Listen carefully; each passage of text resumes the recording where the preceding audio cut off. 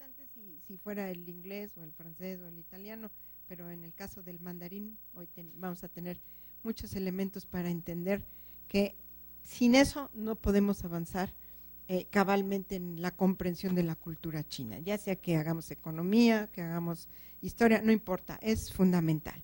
Entonces, la profesora Lourdes Cuéllar, como de muchos es conocido porque es su maestra, o ha sido su maestra, es justamente profesora de mandarín en el Centro de Estudios de Lenguas Extranjeras de la UNAM desde 1999. Ella tiene amplia experiencia en el asunto de la cultura china, no nada más de la lengua, ha vivido en China por largos periodos, entonces no nada más ha vivido como ama de casa, sino estudiando justamente asuntos como teatro, historia y diversos aspectos culturales. Entonces es una conferencia excepcional la que vamos a tener hoy en esos términos.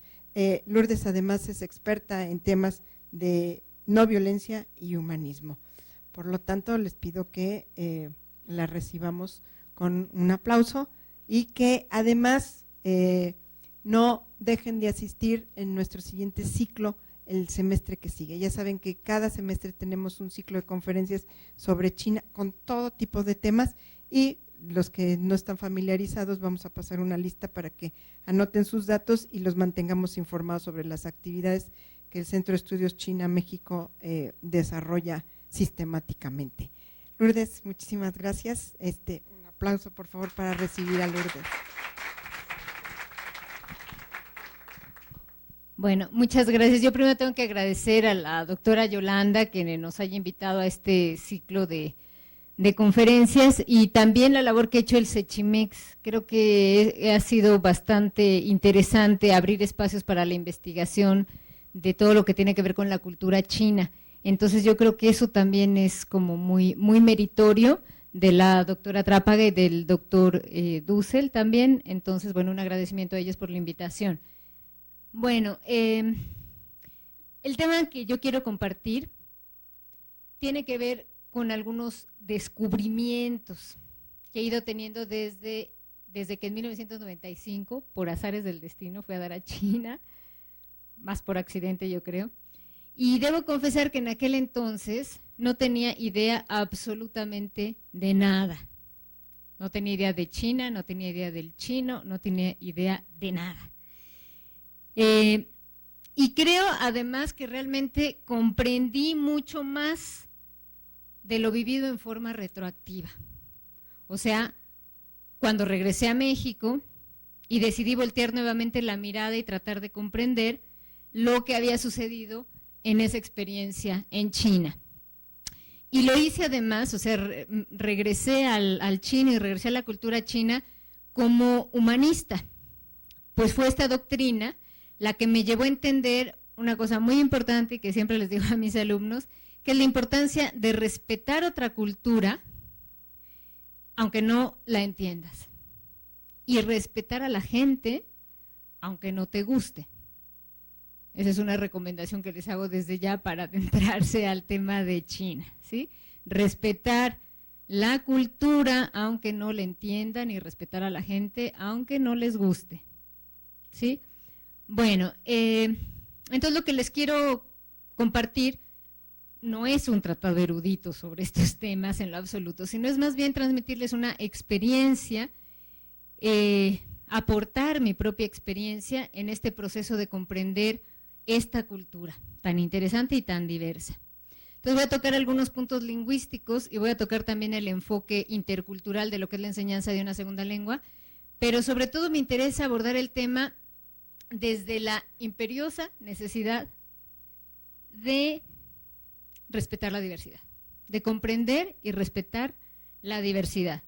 Y ojalá que estos pequeñas notas que ahora voy a compartir con ustedes, pues ojalá esto aporte a lo que vendría a ser mi proyecto de vida y el proyecto de muchos humanistas, que es la construcción de la nación humana universal. Entonces ojalá esto sirva para ese fin, entre otras cosas. Bueno, vamos a empezar entonces a hablar un poco con el idioma.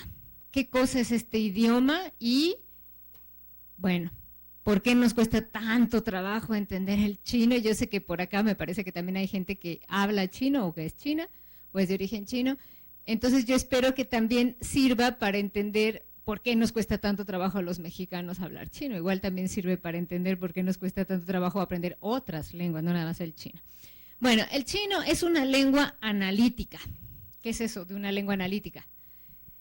Hay dos tipos de lenguas, una lengua analítica y una lengua sintética. Las lenguas analíticas, bueno, mejor empecemos por las lenguas sintéticas, lo que hacen es que en una sola palabra yo puedo sintetizar varias cosas. Por ejemplo, si yo digo la palabra casas, una sola palabra, casas, me estoy refiriendo a un sustantivo que todos conocemos y además sabemos que son más de una, o sea, está en plural, y además sabemos que es femenino.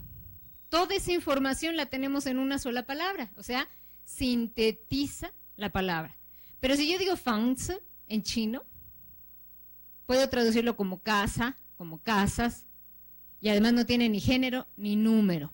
La sola palabra fangzi no tiene ni género ni número, es decir, la palabra es única, no cambia morfológicamente, siempre va a ser esa palabra y no otra palabra. Entonces esta palabra fangzi solo describe el objeto del que se trata, pero no hace referencia ni al género ni al número.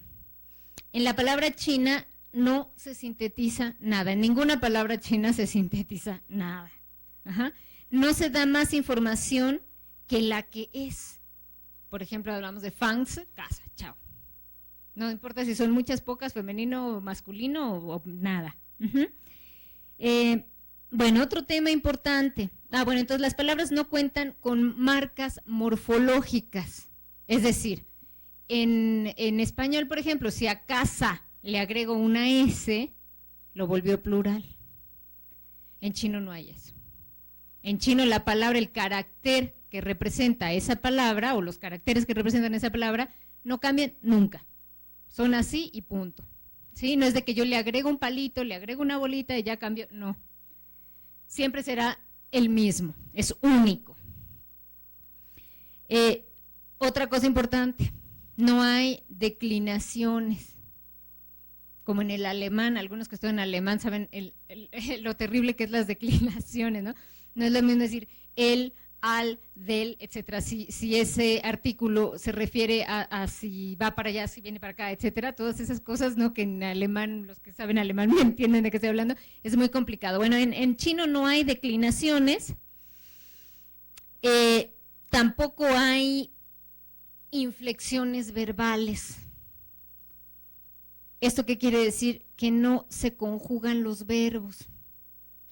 Entonces, si yo digo el verbo ch, por ejemplo, pues siempre va a ser ch, no importa si es pasado, presente o futuro. Tampoco importa si es yo, tú, él, nosotros, ustedes, ellos. Siempre es el mismo carácter, la misma palabra, siempre va a tener ese único significado. Entonces decíamos, no hay declinaciones, no hay inflexiones, no se conjuga. Los sustantivos no reflejan ni género ni número, tampoco hay artículos. Ajá. Y las palabras entonces, como dijimos, no cambian desde el punto de vista morfológico. A un ideograma es tal siempre. No es que si le agrego un trazo, un punto o algo, va a indicar algo más, no. Entonces, un carácter expresa esa idea y no otra. Pero fíjense lo importante que es esto. Entonces, resulta que las palabras en chino, los caracteres en chino siempre son únicos. Únicos. Es decir, que cuando yo voy aumentando el vocabulario, voy aumentando también los caracteres. No hay letras. Como no hay letras, no es de que yo voy a juntar una serie de letras y voy a armar y voy a poder por lo menos leer o sonorizar, decir en voz alta las palabras o los caracteres que estoy viendo. No es así. Si yo aprendo 300 caracteres, me sé 300 caracteres. No me sé más. Ni tengo elementos para leer otros, ¿sí? O para entender otros. Son únicos. Bueno, a esto hay que agregar que existen alrededor de 400 sílabas. O sea, el chino es una lengua muy, muy sonora, tonal. y el número de sílabas del idioma se reduce, y digo se reduce por lo que vamos a escuchar después, a 400 sílabas. Cada una de esas sílabas, grosso modo, se podría leer con 4 tonos. O sea, por ejemplo, la sílaba ma. Ma, ma, ma, ma. 4 tonos, 4 formas distintas de decir ma. Entonces, esas 4 sílabas, si consideramos los tonos, pues son 1600, más o menos, ¿no? Pero el chino tiene 56,000 caracteres. ¿Cuántas sílabas se repiten exactamente igual? ¿Cuántos caracteres se dicen exactamente igual? Muchísimos. ¿Cuál es la diferencia? Pues tal vez el carácter, tal vez el significado, ¿no? Pero el tema es que entonces yo cómo voy a saber si me dicen ma, ¿cómo sé de qué ma me están hablando? Pues por el contexto. Si no tengo contexto no entiendo nada, ¿sí? Entonces el contexto es muy importante. Bueno, cabe aclarar también que de esos 56,000 caracteres, aunque, bueno, ni aún los chinos se saben todos, digo, para que no se espanten, ¿no? Uno normalmente tendría que hablar 4,000, 5,000 y habla uno bien el chino. Sí, o sea, no es que tenga que uno que aprenderse eso. Lo que quiero que vean es la cantidad de palabras homófonas que existen en el idioma, que eso lo hace también muy complejo.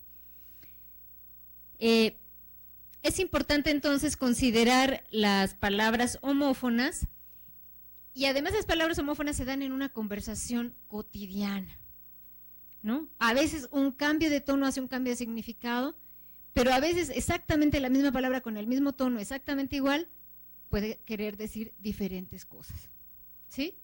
Entonces, bueno, también requerimos un enorme esfuerzo de memoria sobre esto. Bueno, otro problema.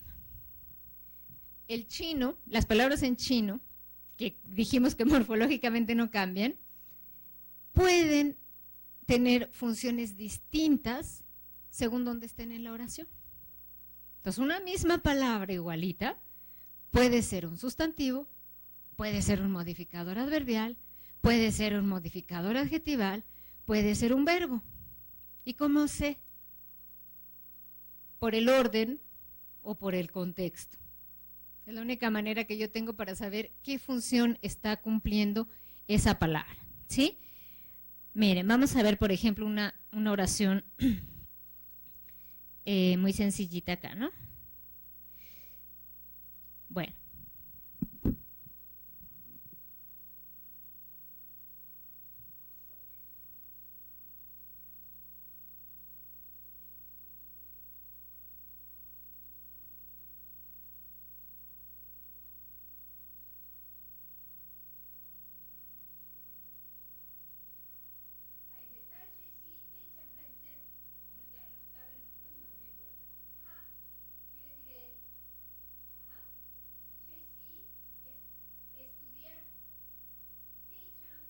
Análisis gramatical de esto, empezamos con problemas.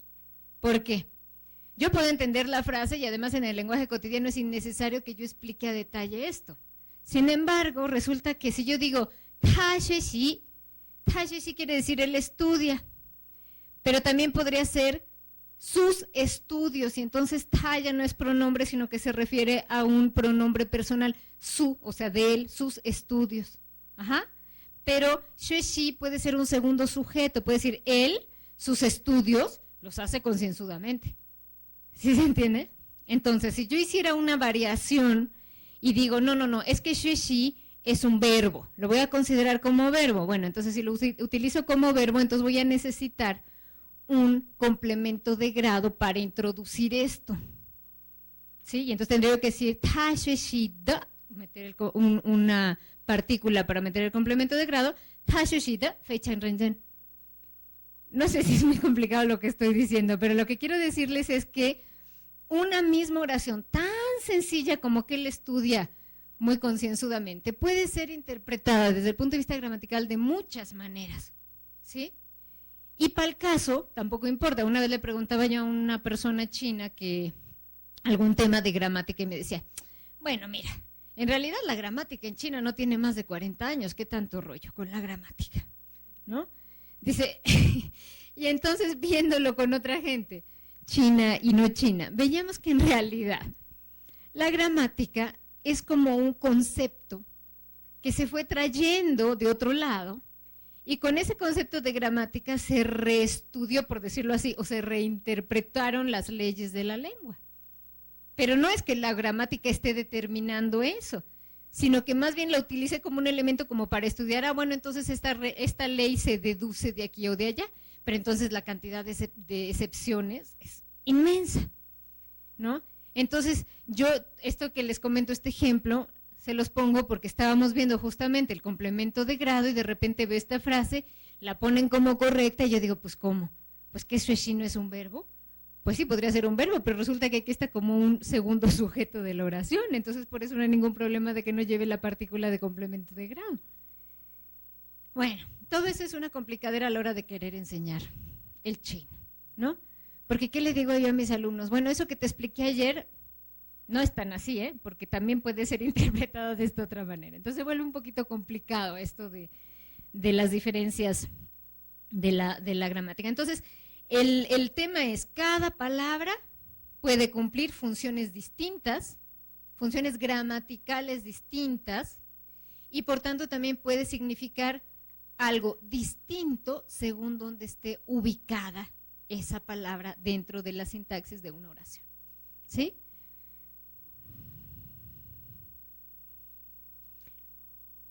Bueno, entonces, nada más para sintetizar esta parte, resulta que yo puedo decir que esta oración es correcta y listo, ¿sí? Es decir, a veces nos limitamos a decir, hay que aprenderse las oraciones así como son, ya está, o sea, como una frase hecha, y conforme uno avanza en el estudio del chino, uno a veces regresa, ahorita vamos a explicar cómo es que uno regresa para reestudiar lo que ya viste, ¿no? Bueno, el estudio del chino no puede entonces encararse como otros idiomas, sobre todo europeos, y no se pueden aplicar estas reglas. Por ejemplo, ahora están muy de moda que es el enfoque intercultural para la enseñanza de la segunda lengua, etcétera, etcétera, pero yo no puedo tomar eso tal cual y traerlo al chino, porque el tipo de idioma es muy distinto. Entonces no lo puedo aplicar nomás así. O sea, sí creo que es importante poder retomar de ahí y ver cómo lo aplico, pero así directo nada más no se puede, ¿sí?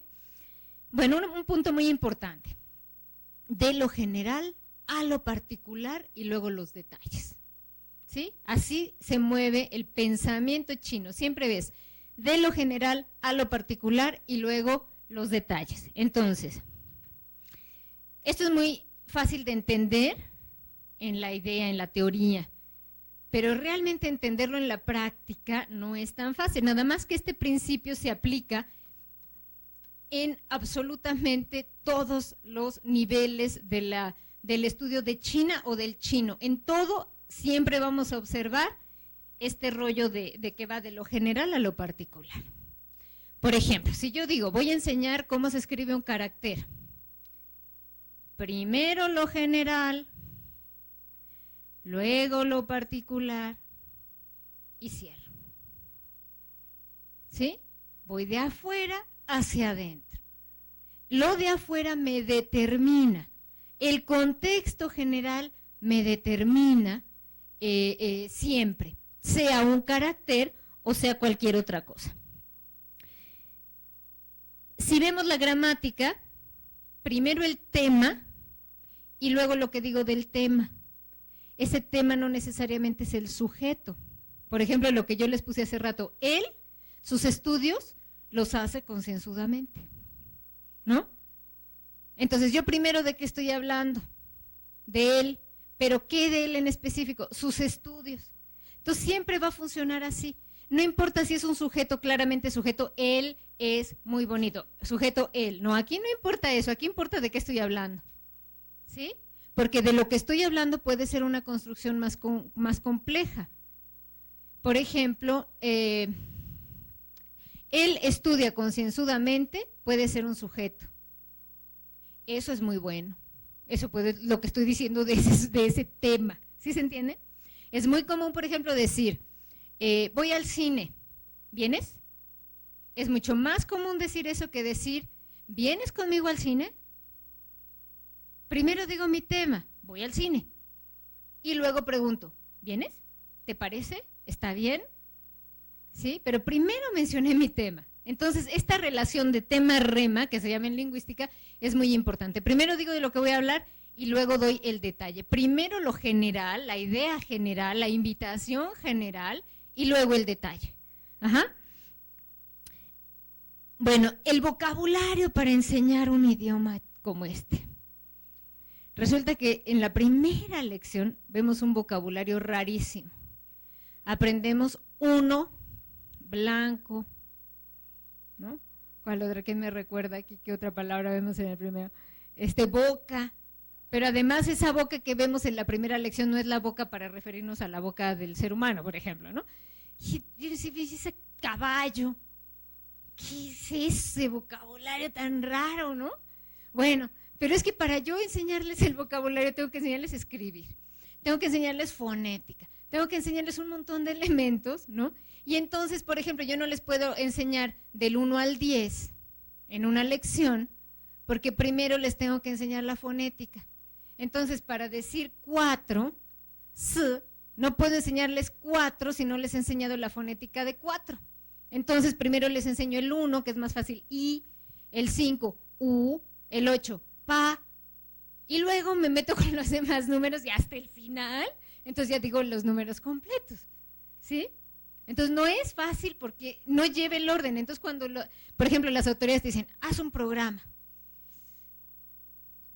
Y el problema no es hacer el programa, el problema es explicarles a las autoridades el programa, ¿no? Porque claro, dicen, ¿y esto qué, con qué se come? O sea, ¿por qué pones estas palabras? Bueno, pongo ma, porque ma es un carácter muy sencillito, van a aprender los trazos básicos para que después puedan poner otro ma,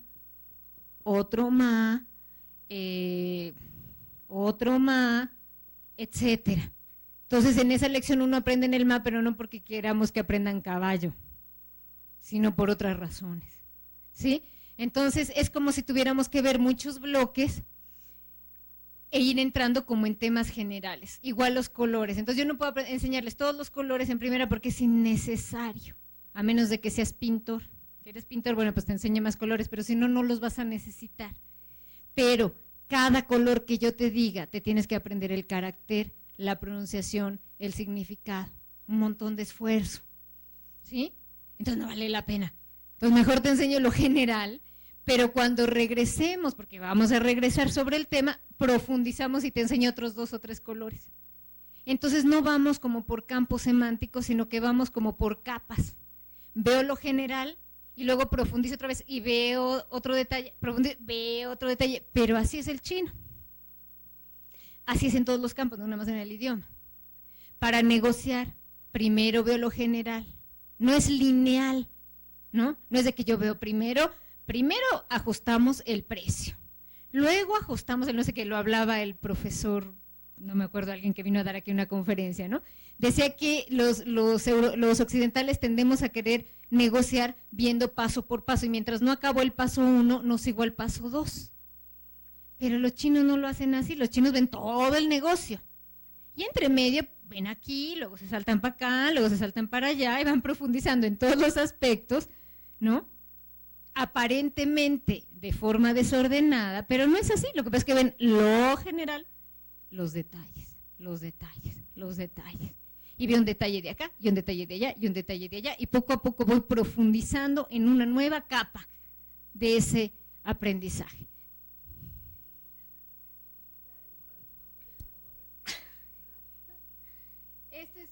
Esto es qua, es país. En realidad lo que yo quería enseñarles es que el trazo, primero es lo de afuera, lo que me enmarca, mi contexto, y luego es lo de adentro. Y bueno, ¿por qué pongo esta raya de hasta abajo? La pongo hasta el final porque no puedo meter algo si está cerrada la puerta, ¿no? Entonces la dejo abierta para meter lo que va y luego cierro, ¿no? Entonces, el concepto de la escritura, no importa mucho qué quiere decir ahorita este carácter, lo que importa es que el concepto es de afuera hacia adentro, de lo general a lo particular. ¿Sí?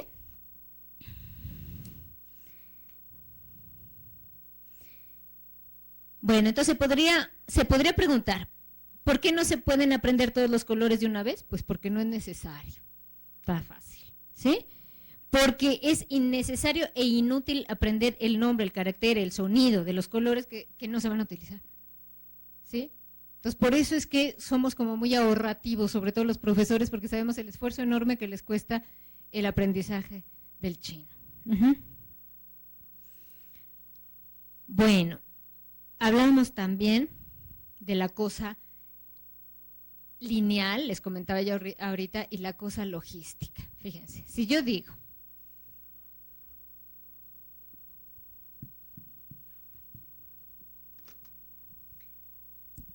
la palabra vaca, ¿sí?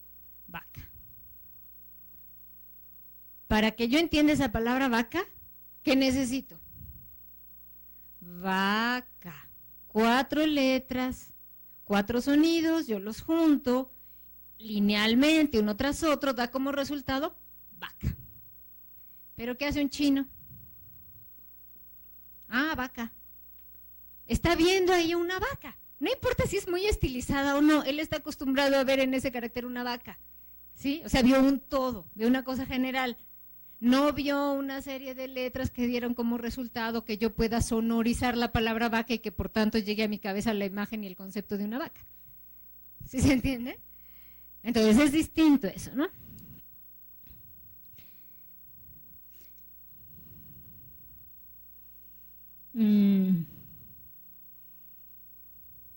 Bueno, no sé si vamos bien hasta aquí con el tema de la cosa holística y la cosa, o sea, holística me refiero al todo y la cosa lineal con la que nosotros tendemos a movernos. Ahora veamos otro tema muy lindo, es el tiempo y el espacio. El tiempo y el espacio, que son 2 temas fundamentales en cualquier filosofía, en cualquier cultura, en cualquier lado, en China es de otra manera. Por ejemplo, los tiempos verbales. No hay tiempos verbales en chino. ¿Cómo sé que es pasado? Pues depende. Voy a agregar una partícula, pero depende qué es lo que quiera yo decir del pasado. Porque como las cosas no son lineales, el tiempo tampoco es lineal. Entonces, por decir algo, yo tengo una partícula la. Entonces me dicen, no, la partícula la es el pasado. Error, no es el pasado. La partícula la indica, entre otras cosas, una acción que ya terminó. Y uno dice, bueno, pero la acción que ya terminó está en el pasado. No es cierto. Si yo digo, cuando termine me voy, ¿qué tiempo es? No ha pasado. No ha terminado. Estoy refiriéndome a un momento que va a suceder, que todavía no sucede. Cuando termine me voy. ¿No? Pero esa acción se refiere a la acción terminada, cuando termine. Por tanto, lleva la partícula la, pero no es pasado. ¿Sí se entiende? Entonces es complicado esto. Entonces cuando yo les quiero explicar eso a los... ¿Cómo le hago? ¿No? Bueno, entonces eso con la... Pero hay otra, dice, bueno, pero ¿cómo hacer cuando el pasado, por ejemplo, hay otra partícula distinta, que es la partícula quo? Y uno dice, no, es que eso sí es el pasado. Y pues más o menos. O sea, la partícula quo me sirve para indicar una experiencia vivida, donde yo enfatizo la experiencia en un tiempo pasado, no inmediato. Si fue ayer, ya no puedo usar quo. Si menciono la palabra ayer, no puedo usar quo. Pero si digo el año, no el año pasado, si yo digo ya tuve la experiencia de haber comido comida china, entonces sí es quo, porque enfatizo una experiencia que viví de que fue, ya tengo la experiencia de haber comido comida china. ¿Sí me siguen? Entonces cada partícula me va a indicar un tiempo distinto, pero que no es lineal. No es lineal, eso es lo importante que hay que entender. Si yo digo futuro, el futuro en chino, no, bueno, sí existe el futuro, por supuesto, en todos lados, pero no existe como tiempo verbal. No existe. ¿Y entonces cómo sé que es mañana? Pues porque dije, mañana me voy. Ah, entonces es mañana, y la palabra mañana ya me indica que es futuro. O por el contexto, si yo digo, quiero ir al banco, pues es obvio que no he ido, ¿no? No tengo que poner una partícula que indique futuro, es obvio que no he ido, ¿sí? Entonces, bueno, va a depender del contexto este tiempo verbal. Algunos ejemplos prácticos con el tema del tiempo y el espacio. Por ejemplo, si yo les digo a ustedes, este sábado, ¿a qué sábado se refiere? Al próximo, ¿verdad? En chino, si yo digo este sábado, se refiere al que acaba de pasar. Es distinto. Bueno, si yo les digo shang, shang quiere decir subir, o quiere decir encima, o quiere decir sobre. Si yo les digo encima, subir, sobre, ¿a qué lo relacionan? ¿Al pasado o al futuro? Claro que estudia chino, pero a ver los demás que no estén chino.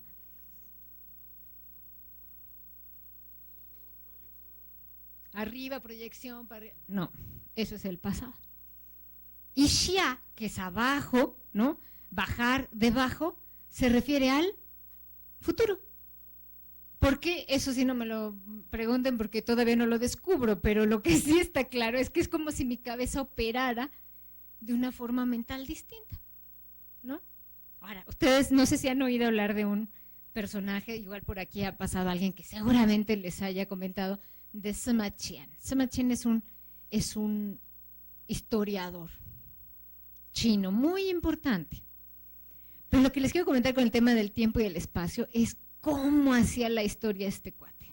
Era un tipo muy interesante y además, bueno, como anécdota les cuento que a este cuate, imagínense, él de repente estando, él era historiador, déjenme si quieren hasta se los leo por aquí, tengo.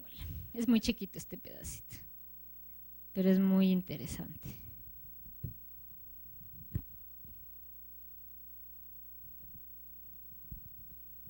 Nomás para que conozcan a un chino ejemplar y además a través de eso vamos a entender otras cosas de los chinos. Bueno,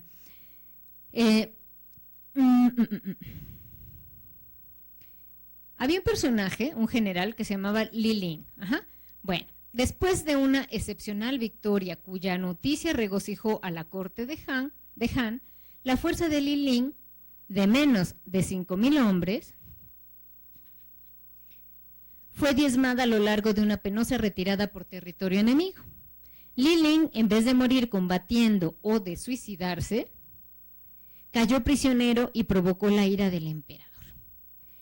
El gran historiador Sima Qian, que apenas conocía al general, aprovechó una audiencia en palacio para señalar al emperador no solo los méritos que aquel había ganado en la campaña, sino también las virtudes y la valentía del militar. Insinuó que si Li Ling se había dejado capturar debía ser con la intención de aprovechar alguna oportunidad futura para cumplir con su deber. Además observó que otro general, pariente de la emperatriz, nunca había llegado para reforzar el contingente de Li Ling. Esta intervención le valió a Sima Qian la furia de su soberano. El castigo usual de este crimen era la decapitación o la disección por la cintura. Sima Qian fue condenado a la castración, lo que equivalía a una invitación al suicidio, ya que un hombre de honor confuciano no podía soportar semejante degradación del cuerpo que le habían dado sus padres. Sima Qian se sometió al terrible castigo para poder llevar a cabo la gran obra que antes de morir le había encomendado su padre, Sima Tan, quien lo precedió como gran historiador de la corte de Wuti. Imagínense esto. Volvemos al tema de lo general a lo particular. Imagínense que alguien es capaz, y además los confucianos decían que lo más importante era el cuerpo. ¿Por qué? Porque lo más importante es honrar a tus padres y a tus antepasados. Si no tengo cuerpo, ¿cómo los honro? Entonces uno tenía que cuidar el cuerpo para poder honrar a los antepasados, ¿no? Pero este amigo decide aceptar la enorme degradación de ser castrado. ¿Por qué? Porque tenía una labor que hacer mucho más importante que su propia vida, su individualidad, su cosa personal. Él quería escribir la historia de China, ¿no? Pero eso se entiende solamente si yo entiendo que las cosas generales me determinan. Por eso digo que es muy fácil entenderlo en la teoría, pero no en la práctica, ¿sí? Entonces, bueno. ¿Pero qué hizo Sima Qian? Entonces él empieza a escribir la historia, empieza por ejemplo a escribir biografías. Esas que tienen ahí son biografías de dos personajes que viven en el mismo momento, ¿sí? Son contrarios.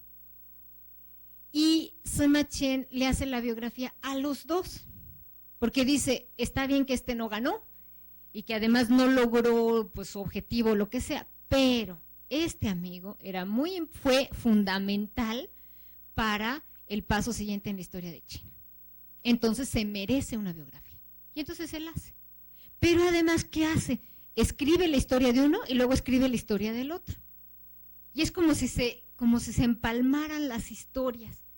No se piensa en la historia, por lo menos Sima Qian no lo hace, y toda la corriente o toda la tendencia pues de la historia china va en ese sentido. No se hace con la idea de que sea lineal, primero pasó esto, luego esto, luego esto, luego esto, no, sino que va haciendo una historia sobre la misma época, y luego otra historia sobre la misma época, y luego otra historia sobre la misma época, y luego las enlaza, ¿no? O sea, otra vez lo mismo, vemos el general y los detalles, lo general, la idea general, lo que sucedió, pero me interesa mucho eso que va pasando acá, que es lo que me complementa y me enriquece la historia. Es una forma absolutamente distinta de considerar el tiempo y el espacio. ¿Sí? Muy, muy distinta. Entonces, bueno, Sima Qian es lo que hace aquí en con el tema de la historia, ¿no? Bueno, veamos ahora algunas cositas. ¿Sí vamos bien? ¿O quieren preguntar algo? También se vale, ¿eh? Así lo hacemos interactivo.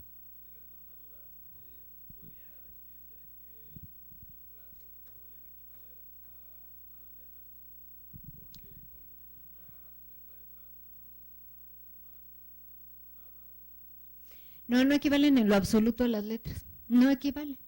Y de hecho, por ejemplo, yo puedo pensar en que hay una cosa que se llama radicales. Los radicales son como un pedacito de carácter con significado, un pedacito de ideograma con significado, pero ni aún conociendo esos radicales me ayudan, a la larga me ayudan mucho a memorizar, pero aún conociendo esos radicales es complicadísimo que yo diga, como tiene tal cosa ya es tal otra. No es así. Entonces, por eso insisto en que uno se aprende los caracteres que se aprende y tu vocabulario se limita a las palabras que te sabes. Los programas en chino, por ejemplo, dicen, ¿cuántos caracteres se va a aprender en este semestre? Y cualquiera de otro idioma te ve y te dice, ¿qué es eso? Nunca lo he visto en ningún programa de otro idioma. Pero en los programas de chino siempre te dicen, en este nivel van a aprender tantos caracteres o tantas palabras. Es raro. ¿Pero por qué? Porque esas palabras son tu léxico total del idioma. Porque si quieres aprender otras palabras, pues te tienes que estudiar otros caracteres nuevos. No es que con lo que yo ya tengo ya la hice. ¿Sí se entiende? ¿Alguna otra cosa? Bueno, entonces vamos a continuar y se vale, insisto, preguntar y así lo hacemos también más interactivo. Bueno, ¿qué virtudes son las que los chinos en general valoran más? Es muy importante todo esto porque implica una forma de pensar y una forma de ver el mundo que si yo no entiendo nada. Y se los digo de verdad, o sea, yo recuerdo, yo les digo, cuando yo llegué a China yo no sabía nada de China, ni de chino, ni de nada. Y yo recuerdo que ya después de un año que hablaba yo chino, yo recuerdo de veras haberme desesperado inmensamente y decir, no puede ser que hable chino y no entienda nada. Y era así, no entendía yo nada, ¿no? No entiendes las palabras, pero no entiendes esa forma que tienen de ver el mundo. Y además te choca, ¿no? O sea, se siente uno de alguna manera como apabullado por una cultura que no entiendes. Y por eso es que me di después a la tarea de regresarla, mira, decir, mira, a ver qué me pasó, ¿no? Y retomar todo este tema de la historia china desde una perspectiva del respeto a la diversidad. Uno siempre anda con su rollo de que uno quiere imponer su paisaje y eso no se vale, ¿no? Y me incluyo, pues yo también cuando llegué allá me era muy difícil entender esa postura distinta a la mía, ¿no? Bueno, entonces hablamos de las virtudes o de los valores, ¿no? La benevolencia. La benevolencia es un valor muy importante, pero adivinen a quién se le exige más. A los emperadores, a los gobernantes. Los gobernantes son los primeros que tienen que ser benevolentes. Y el pueblo es el que recibe la benevolencia del gobernante. ¿Sí? Entonces, el gobernante tiene que tener una alta, ¿cómo se diría? Un nivel muy alto de virtud, de benevolencia. Y además eran tan importantes los gobernantes que eran los únicos que podían venerar a los dioses. O sea, los que hacían los rituales para venerar a los dioses eran los gobernantes.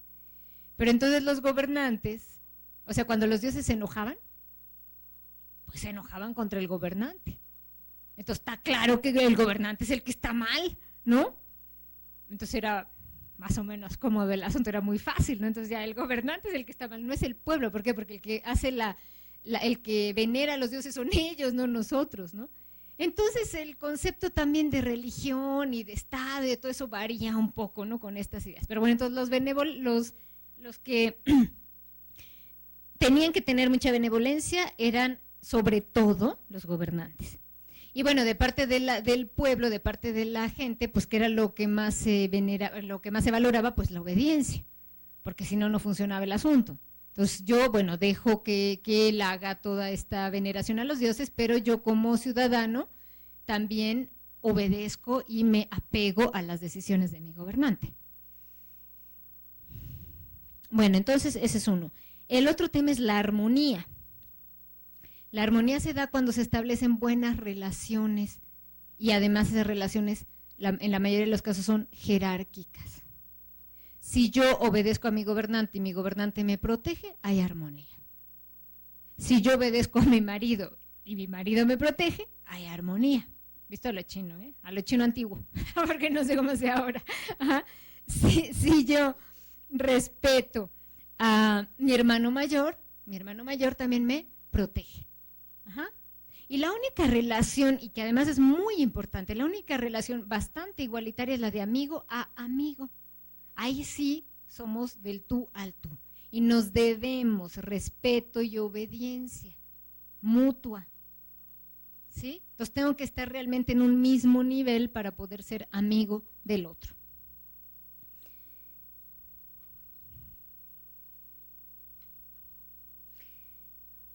Bueno, entonces desde esta perspectiva de lo general a lo particular y con este rollo de la filosofía, nosotros y nuestras vidas están determinados por un todo. Y ese todo es más importante que yo. ¿Sí? Pues trasciende al individuo, tiene que ver con la trascendencia humana, con la esencia de la vida. Fíjense, por ejemplo, algunas cosas del Tao Te Ching. El Tao Te Ching es el libro más antiguo de China, muy interesante, pero muy complicado de entender si uno no toma en cuenta algunas de estas cosas que hemos venido hablando ahora.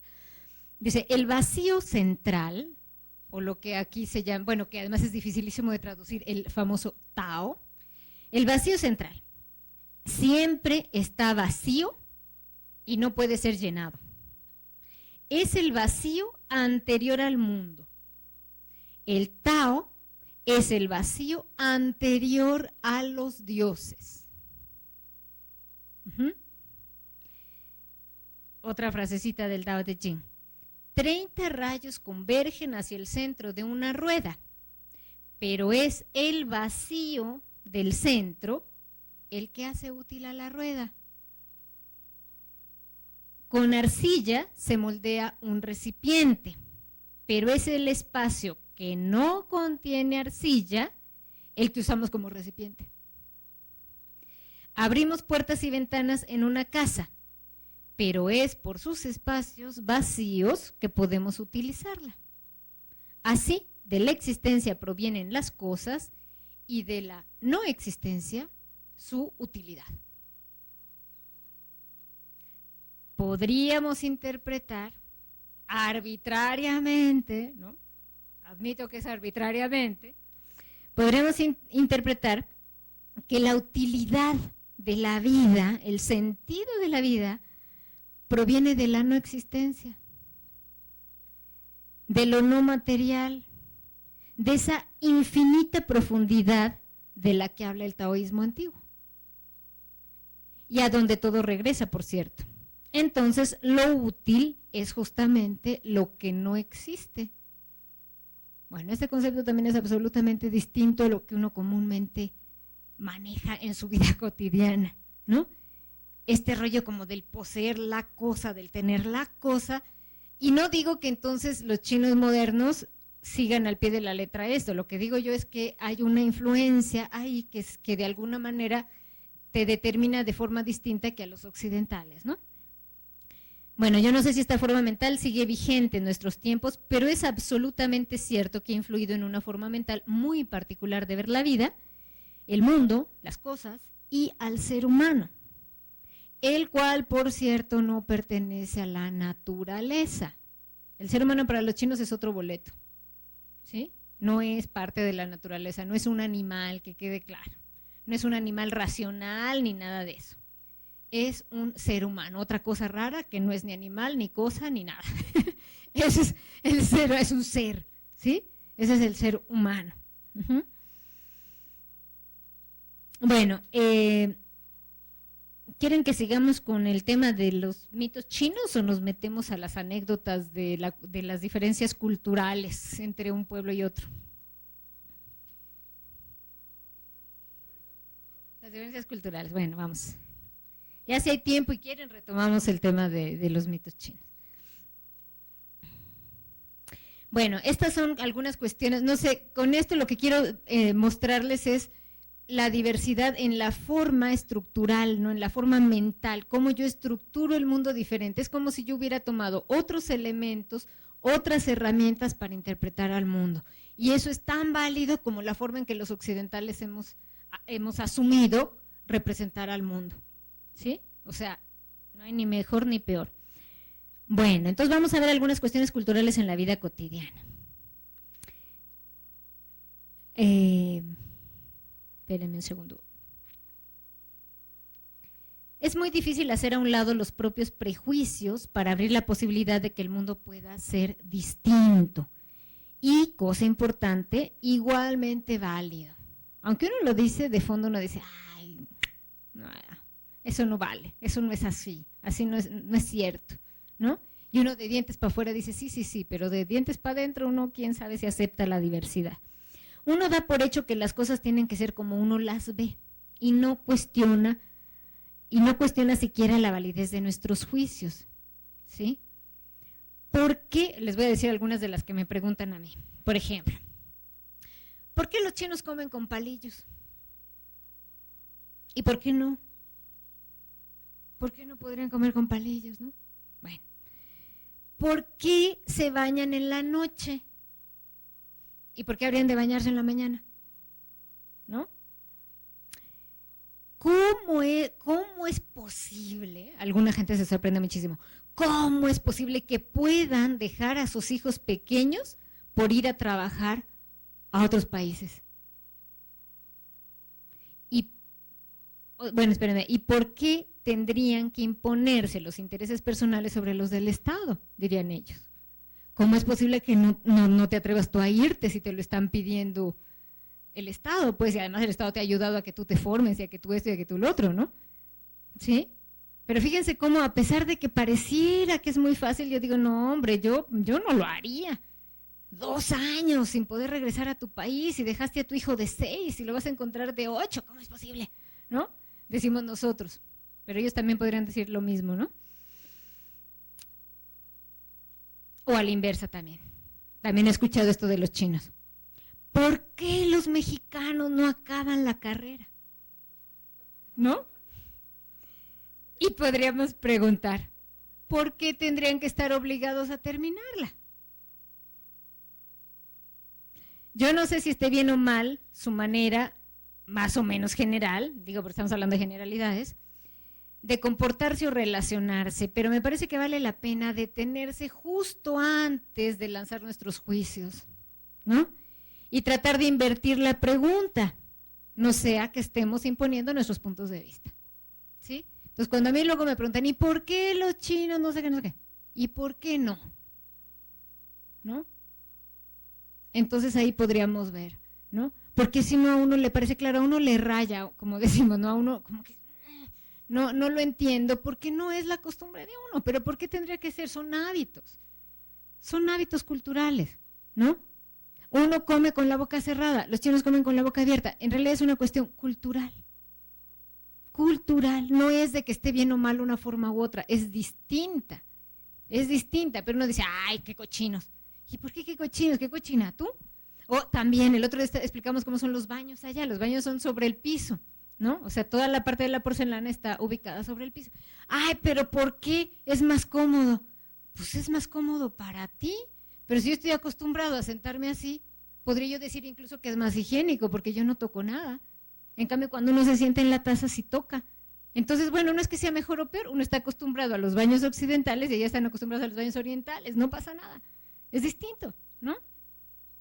Bueno, me he topado con muchos alumnos también enamorados de la cultura china, pero que desgraciadamente caen en la contraparte de degradar todo lo occidental.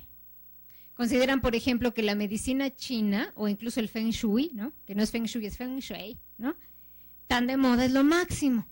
Y que la medicina occidental es una reverenda porquería, ¿no? No sé si lo han oído, pero a cada rato yo lo oigo, ¿no? Cuidado, cuidado. Se trata de dos sistemas de salud basados en principios diferentes y que en ambos casos han logrado un alto grado de desarrollo. Si uno prefiere la medicina china, está bien, ¿no? Pero también está bien si uno prefiere la occidental. También está bien. También debemos reconocer que para ciertas cosas ha resultado mejor la china y para otras la occidental. Eso también. Entonces, yo creo, deberíamos agradecer que tengamos cada vez más opciones para elegir diferentes formas de curarnos, ¿no? De verdad. Entonces, yo creo que eso es importante con respecto a este respeto de la diversidad. Todo aquello, todo esfuerzo que se haga por mitigar el dolor físico o el sufrimiento mental es muy valioso. Es muy valioso para el desarrollo de la humanidad. Bueno, vamos a otros ejemplos muy simpáticos. Los chinos, por lo general, ni aun los más modernos, muestran su intimidad en público. Acá uno ve unas parejitas que dices, órale, ¿no? Pero en términos generales nadie se espanta porque alguien se esté besando, ¿no? En la calle. Podríamos decir que es común. Allá no. Allá está como muy feo eso de que se anden besuqueando en la calle. Entonces, son diferencias culturales. Allá existe por tradición un enorme, óiganlo bien aquí los alumnos, un enorme respeto a los profesores. ¿Sí? Cuando el profesor entra, los alumnos se paran y saludan, ¿no? Acá, de repente ya tiene uno ahí 10 minutos, ¡ah, ya llegó el maestro! ¿No? No se dan ni cuenta, ¿no?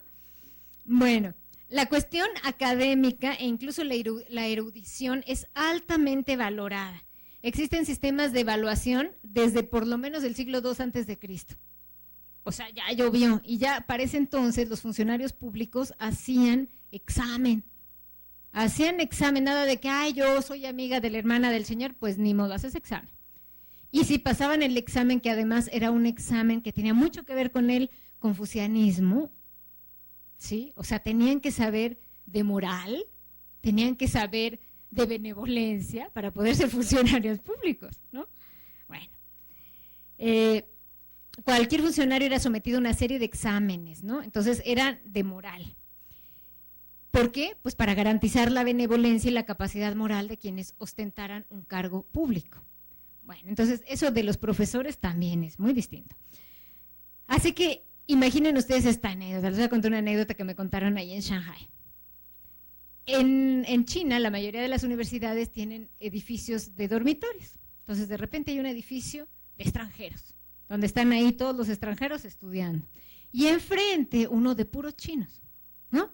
Y entonces, plena Navidad. Los occidentales festejando la Navidad.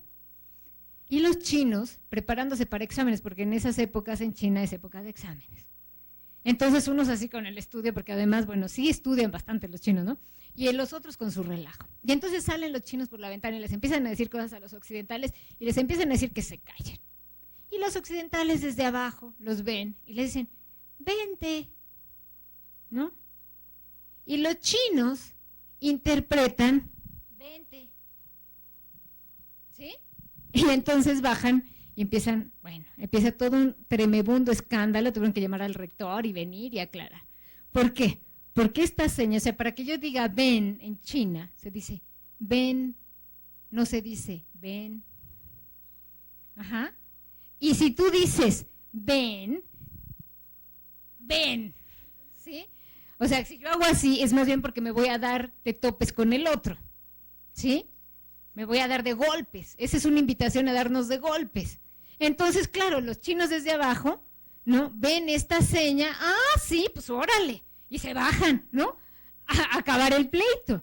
¿Y todo por qué se da? Pues por un problema cultural, ¿no? Que es muy complicado a veces de entender. Entonces, estos gestos corporales, les digo, se malinterpretaron y casi siempre nos pasa con otras culturas, ¿no? Bueno, por ejemplo, otra anécdota. Llegan ahí al fin de cursos. Un grupo así selecto de estudiantes occidentales se paran ahí, ¿no? Y entonces el director de la escuela, chino, les dice algo así como, no, pues está bien, pero siempre se puede hacer un mayor esfuerzo, tienen que echarle más ganas, ¿no? Sigan adelante, no dejen de estudiar. Y los otros se sienten así totalmente, pues, ¿qué le pasa, no? Si hicimos un enorme esfuerzo, ¿cómo es posible que ni siquiera nos valore lo que hicimos, no? Bueno, ese tipo de discurso es un discurso típico de fin de cursos chino. Típico. ¿Por qué? Porque, bueno, está bien, no es que no haya sido importante lo que hiciste, pero es más importante lo que podrías hacer, ¿no? Pero para un occidental que no me valoren, ellos se sentían que no valoraban el esfuerzo que habían hecho por lograr pasar el curso o por lograr aprender lo necesario, lo que fuera. Entonces, si se fijan, es un discurso bien distinto, y se interpreta de una manera distinta. Entonces después, claro, incluso los mismos, grupo de estudiantes fueron, pues si no a reclamar, sí decían, bueno, ¿cómo es posible, no? O sea, se sentían realmente muy molestos, ¿no? Hasta que se tuvo como que ir a la explicación de, bueno, o sea, si no queríamos ofender a nadie, esto en un ámbito chino es perfectamente normal y todo el mundo sale tan contento a celebrar, ¿no? No se está exigiendo de más, pero era una forma distinta, ¿no? Eso de las alabanzas en China no va. O sea, a mí me preguntan, si a mí me dicen, oye, qué buena maestra, no sé qué dicen, ay, no es para tanto. O sea, siempre es como que yo no puedo aceptar tantas alabanzas. Es mal visto. Lo bien visto es ser modesto, ¿sí?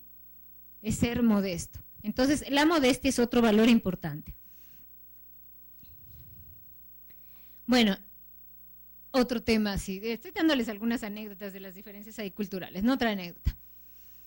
Los chinos jamás abren sus regalos en público. Jamás. ¿Por qué? A mí me parece que es muy sabio, ¿no? Porque ellos dicen, ¿qué tal que no me gusta? ¿No? Entonces, si yo lo abro en público, va a ser muy difícil que yo ponga, ¡ay, qué lindo! ¿No? No, se nota cuando no me gusta, entonces mejor lo abro ya que me llegue yo a mi casa y lo abro, ¿no? Y me ahorro la pena. Pero acá, cuando uno le regala, por ejemplo, algo a un chino, estás esperando a ver que lo abra, ¿no? Y el otro no lo abre. Y entonces tenemos un problema ahí de cómo son estas cosas de la cultura.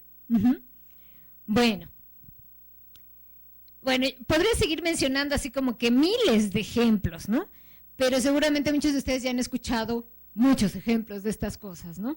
Entonces, si les parece, podemos dejarlo hasta acá. Tengo como más material, pero me parece que también pues ya llevamos como hora y media aquí hablando. Entonces, más bien me gustaría ver si alguien tiene alguna pregunta, algún comentario, algo. Y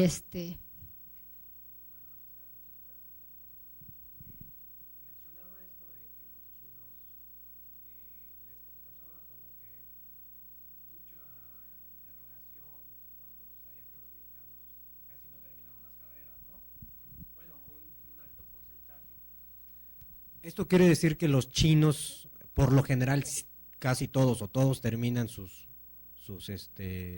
carreras. Y esto me lleva a una segunda pregunta. Digamos que los chinos están más orientados a concretar sus objetivos que sus pares mexicanos. Y una tercera pregunta, si no es abusar, maestra. ¿Cuáles son las dificultades que los chinos tienen a la inversa, es decir, al momento de aprender el español? Gracias.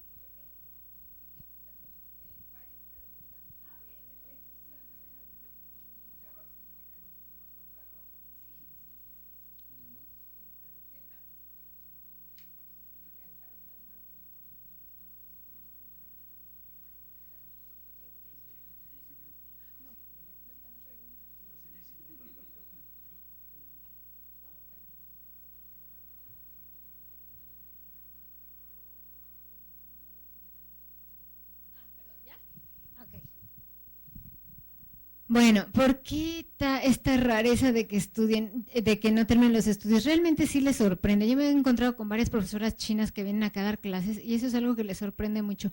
Los chinos en general sí son muy perseverantes, a pesar de que el espacio, más bien el tiempo es como muy alargado, es decir, pueden hacer planes a muy largo plazo, porque sí tienen esta cosa de poder hacer planes a muy largo plazo, aún así siempre está el tema como de concretar. Además, también hay como una serie de factores de la misma legalidad china que ayudan a que eso suceda. Por ejemplo, la edad mínima para el matrimonio en China son los 22 años. Para los 22 años ya la mayoría acabó la carrera, porque si se fijan, uno de los elementos importantes para la deserción es, por ejemplo, la maternidad, ¿no? En el caso de las mujeres.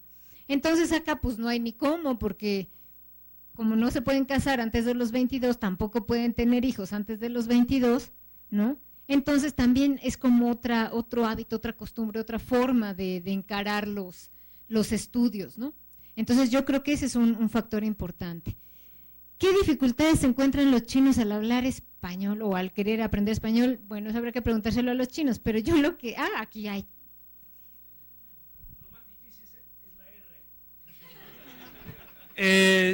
La R es una pesadilla para los chinos, seguramente, para 100% de los chinos no tenemos ese problema con la R. Es que hay chistes que se gastan contra los chinos, dice que hola son las 4 en punto. No es hola, es hora. Hora son las 4 en punto. Es que no podemos, bueno, nacimos sin poder pronunciar la R, ¿no? Eso hay que practicar mucho. Durante el primer año de nuestro estudio del español, todos los días, 18 horas al día, ¿no? Practicamos la R, sí, en el comedor, en el dormitorio, en la calle. Y el segundo problema es la conjugación, es que en China no hay conjugación, los verbos como ha dicho, que no hay ese concepto de tiempo, no se conjugan los verbos, entonces hay que memorizar, cada verbo tiene en cada tiempo 6 formas, ¿no? Yo como, tú comes, nosotros comemos, ¿no? Y también estudiamos vosotros coméis, ¿no? Es una pesadilla, pero si comer es comer, ¿no? Porque hay que conjugar los verbos. Si digo ayer yo comer mucho, se entiende todo el mundo, ¿no? Yo ayer comer mucho, tú ayer comer mucho, mañana nosotros comer mucho, ¿no? Eso se entiende, no hace falta conjugar. La conjugación, la R, el subjuntivo, sí. Es que en chino, como no hay...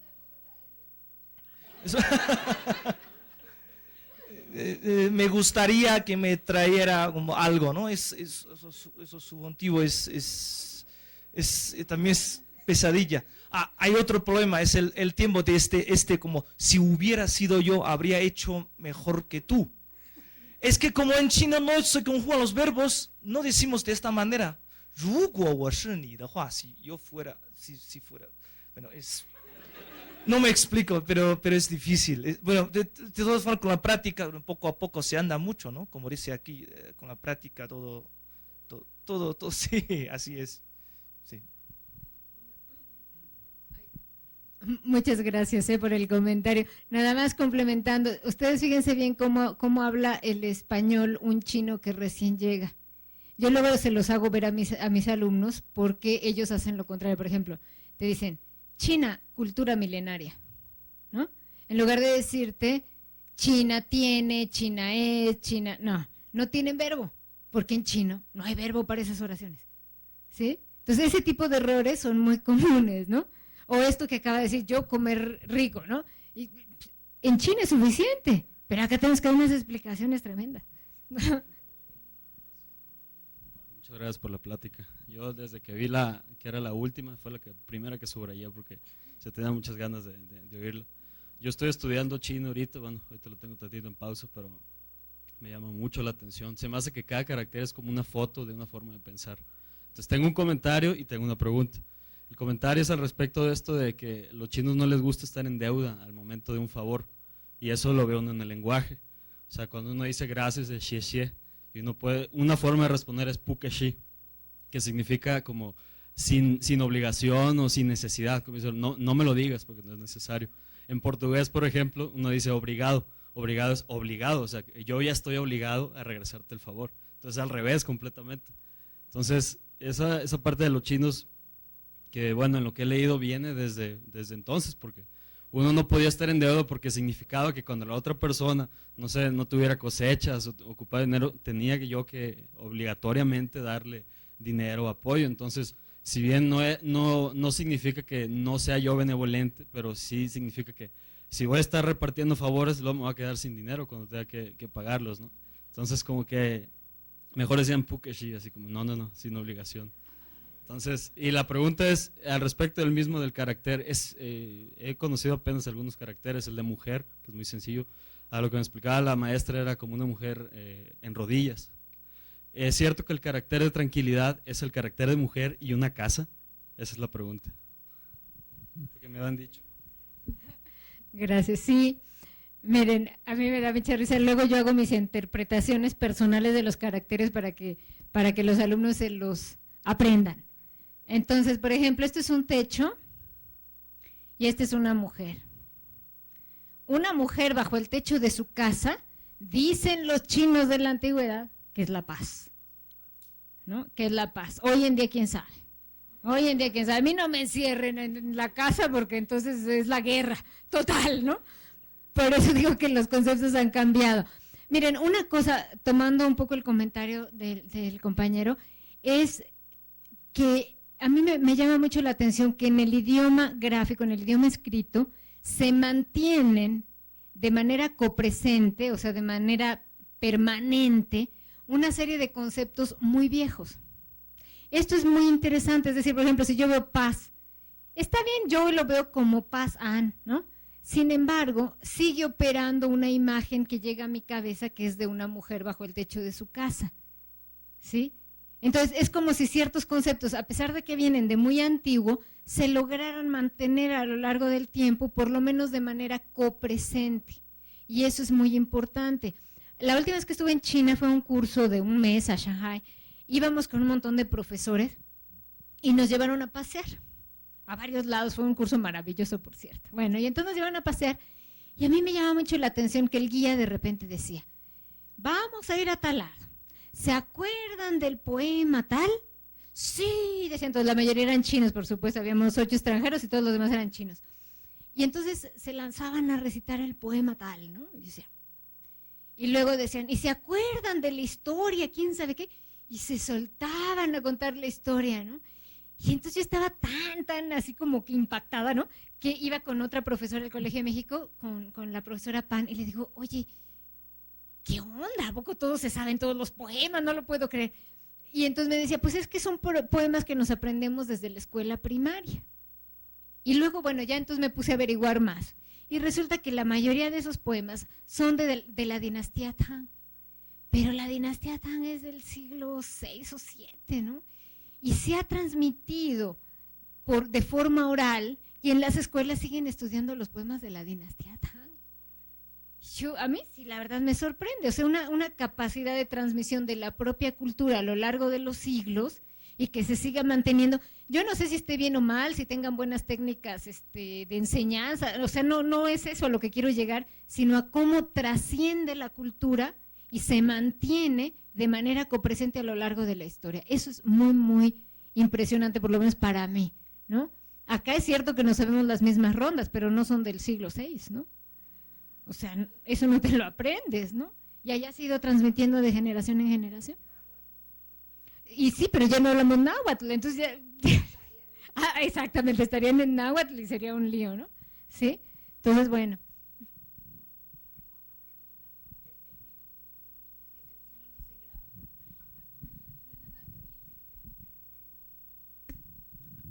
Buenas tardes, maestra. Nada más, yo también soy estudiante y tengo una gran duda. A la hora de las entonaciones, a mí me cuesta muchísimo trabajo todavía hablar fluido pensando en la entonación de cada palabra y sobre todo cuando piensa uno que si dice uno ma o ma o ma, todo es diferente, ¿no? Uno es caballo, otro es mamá y otro es pregunta.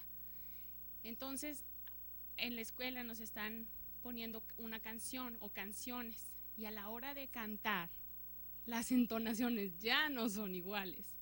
Entonces, ¿cómo entienden? O sea, ¿cómo entienden sin entonación y con entonación? ¿Cómo se le hace? No, a mí eso como que ya me sacó de cuadro. La importancia de la entonación al hablar y luego al cantar, ya no.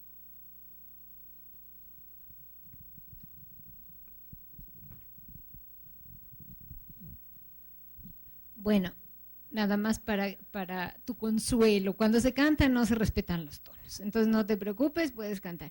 ¿Cómo se entiende? Lo que es más, no, eso nos conviene más. Algunos los que tienen líos con los tonos pueden cantar. No,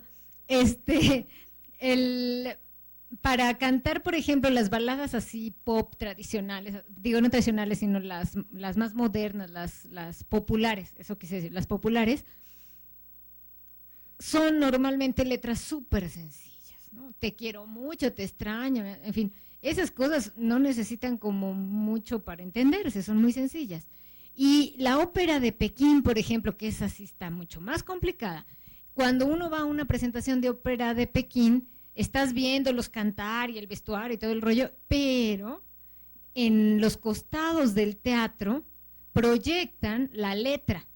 Entonces uno puede ver la letra y entonces ya uno va entendiendo. O sea, no es que se entienda, ¿eh? O sea, por lo menos las canciones no se entienden. Ahora, sí te podría yo decir un tip para aprenderte los tonos. Uno de ellos es que cuando uno se aprende el vocabulario, uno tiene que aprenderse la tonada. Es decir, a veces uno se aprende ma caballo. No, no es ma caballo, es ma caballo. ¿Sí?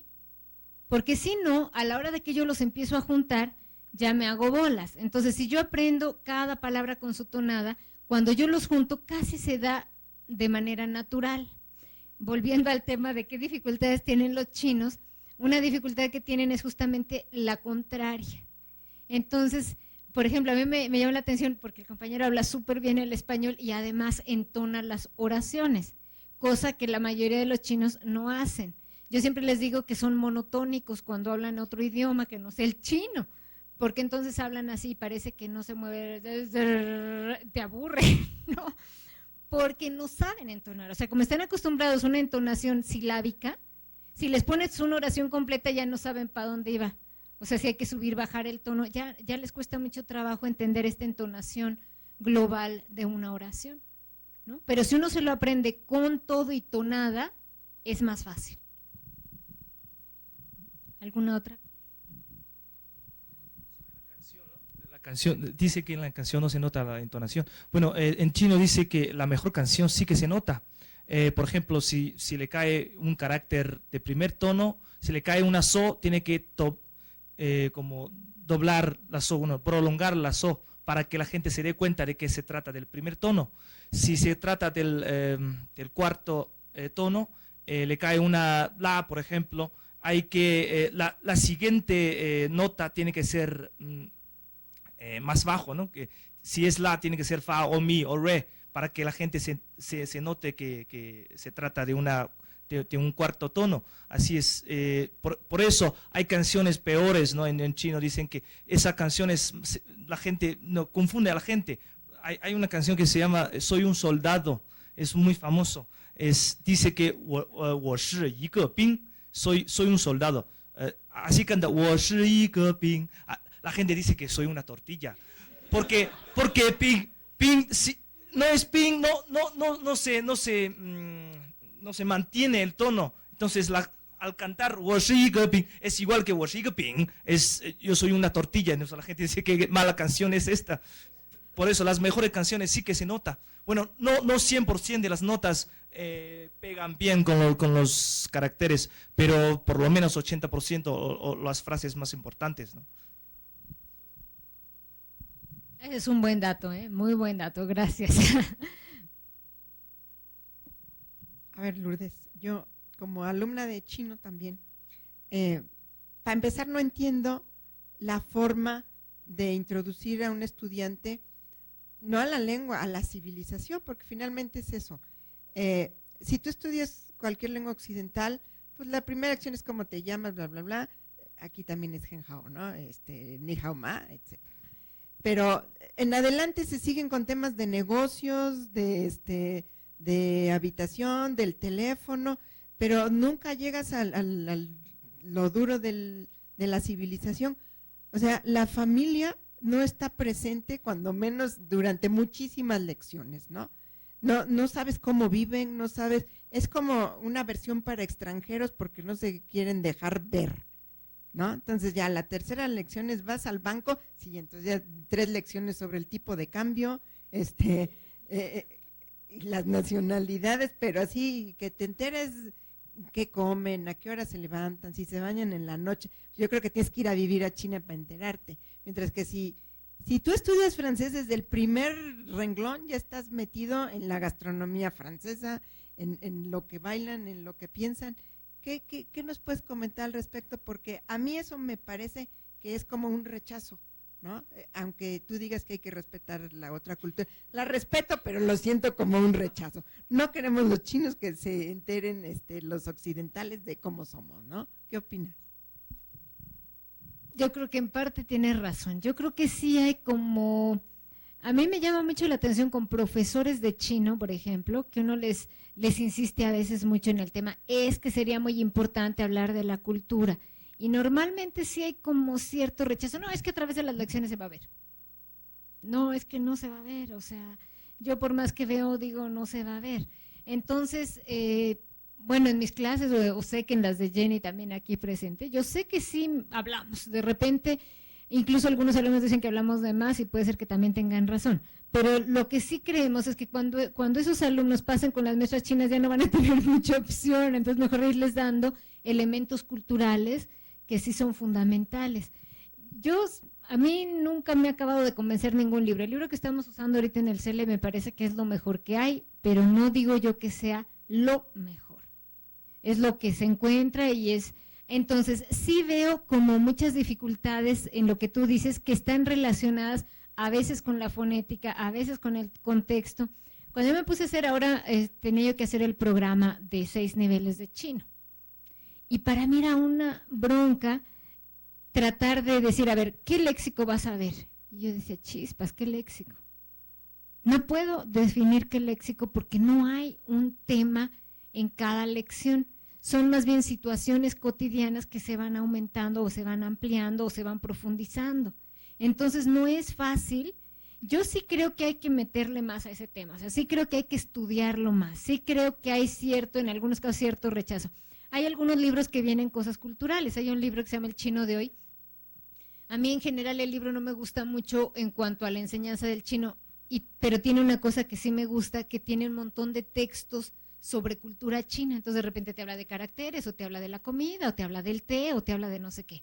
Y son textos muy cortitos, pero es muy simpático porque esos textos no tienen nada que ver con la lección, ¿no? Es como si fuera un apartado, una cosa así aparte, o sea, como dar cápsulas, pero que no se integran a la lección. Entonces, yo entiendo el comentario, estoy totalmente de acuerdo, y lo que yo no he encontrado es la salida. O sea, en la clase, por ejemplo, en las clases que yo doy, normalmente hablo de estas cosas, incluso a veces en lugar de ver los caracteres, hablamos de los mitos chinos, o hablamos de todas estas cosas que hoy comentamos. Algunos de mis alumnos dicen, ya, chole, maestra, ya lo oí. Pero traté de poner algunas cosas que no les he dicho, ¿no? Pero bueno, el tema es que sí nos parece muy importante. O sea, si hablamos de la escuela china, pues es importante que sepan que la mayoría de los estudiantes, el 90% de los estudiantes viven en la escuela. Entonces, todos esos contextos, a veces si uno no se los dice, el alumno no lo sabe. Y entonces, uno tiene que, o sea, sí podría utilizarse si uno como profesor aprovecha ese contexto para explicarle lo que hay alrededor. Pero eso no es común que se dé, o sea, normalmente los maestros chinos no lo hacen. Ahora, también hay otra dificultad que tiene que ver con el idioma mismo, es muy lento. Entonces, al principio, entre que aprenden un mínimo vocabulario para que puedas hacer representaciones en clase, por decirte algo, se tardan, ¿no? Los del CELE, que llevan 8 horas a la semana, se tardan. Ahora imagínate los que llevan 2 horas o 4 horas a la semana, a veces es eterno. Entonces los alumnos también se desilusionan muy rápido, pero si les ponemos más vocabulario, no tienen capacidad, aunque quieran, no por falta de capacidad personal, sino porque no hay manera de aprenderte más.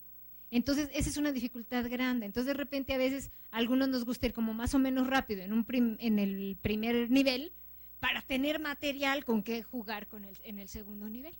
Entonces, a veces te pasa eso. Entonces, tienes como que tienes que acelerar y casi que es vocabulario, vocabulario, vocabulario, vocabulario para tener elementos con que hacer algo, ¿no? Porque si no, no puedes, pero tienes que darles tiempo para que asimilen y eso es también complicado, ¿no? Pero bueno, estoy de acuerdo, ojalá y podamos después tener tiempo de hacer como más.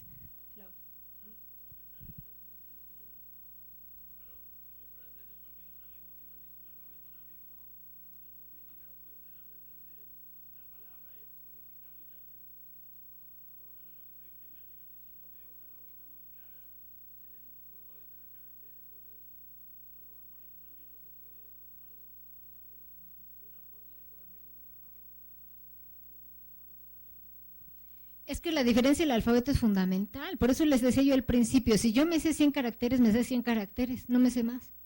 Y no puedo leer más que 100 caracteres. Y lo demás que aparezca en el texto, pues me lo invento o lo deduzco, pero no me lo sé, no lo he estudiado. Es muy difícil esa parte, ¿no? Y de entender también. Sí, creo que sí, porque si no, no vamos a acabar nunca. Hola, en la presentación hubo un punto que dijo que aprender chino requiere un gran esfuerzo de memoria. Y estoy completamente de acuerdo. O sea, para aprender 4000 caracteres, ¿cuántos tienes que aprender al día? Para hablar en un año, ¿no? Bueno, por lo menos para saber preguntar en las calles cómo llegar a tu habitación o encontrar comida, ¿no? O sea, para moverte con frases hechas, se requiere pues aprender caracteres, yo estoy calculando como 40 al día, más o menos, y es una locura, porque no solamente bueno, yo más o menos me estoy poniendo ese objetivo que creo que sí está muy elevado, pero y más o menos logro como 20, que se me hizo muy bueno, y los otros 20 los tengo que repasar al día siguiente. Sí, exacto, te vas atrasando, tienes ahí una deuda cada día. Pero entonces, no solamente se requiere aprender el carácter, sino el pinyin, ¿no? Porque yo casi dejé de escribir a mano por las computadoras. Y ahora con esta nueva tarea de aprender el chino, tengo que escribirlo con la mano. Entonces es aflojar otra vez la muñeca. Y luego a la hora de meterme a la computadora, es cómo meto en mi teclado el carácter. Entonces ya aprendí que hay una manera que es el pinyin. Entonces es estudiar dos idiomas, el carácter y su pinyin. Entonces mis preguntas así muy específicamente es, ¿existe una manera más fácil de ingresar los caracteres en la computadora que utilizando el pinyin? Y la otra es, he escuchado por ahí que nosotros tenemos como occidentales la necesidad de aprender 4000 caracteres, pero no todos los chinos conocen cómo escribir 4000 caracteres. O sea, que no es y luego en la televisión he visto que subtitulan todo lo que hablan por los problemas de diferentes idiomas, que el mandarín es una manera errónea de referirse al putonghua, y bueno, todo esto me genera la duda, ¿no? De cuántos caracteres conoce un chino promedio, o sea, cuántos sabe escribir. También me han dicho que van con su diccionario en las calles, de repente, o cuando leen un periódico usan diccionario. Entonces, ¿qué tanto nos estamos exigiendo de más los occidentales? ¿No? Bueno, esas son las dos preguntas. Gracias. Hola Lulú, yo te quiero felicitar más que nada. Bueno, igual me da mucho gusto que tengas tanto público y que haya sido tan interesante tu conferencia. Y bueno, nos has dicho los pros, los contras, lo que tenemos que hacer, pero ¿qué tips nos podías dar a nosotros para no desanimarnos, ¿no? Después de ver que sí es difícil, que chino, o sea, tengo una vida aparte del chino, no me puedo aprender 20 caracteres diarios, ¿no? Y eso a veces te desanima porque dices, wow, o sea, apenas puedo 5 diarios apenas, ¿no? Entonces, ¿qué hago para no querer tirar todo como muchos lo hemos hecho en el camino o que le estamos bajando la intensidad? ¿Cómo seguir? Bueno, eso es todo. Gracias.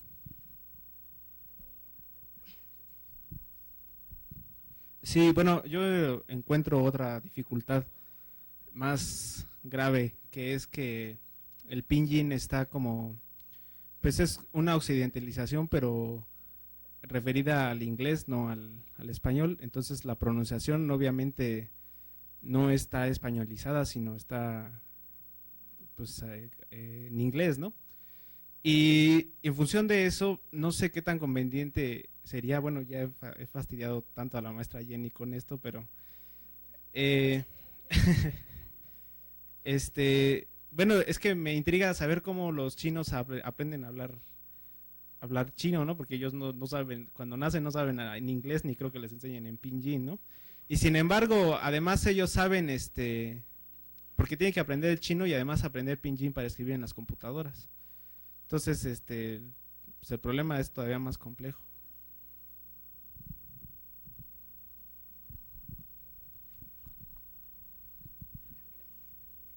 Bueno, vamos a ver si puedo contestar sus preguntas.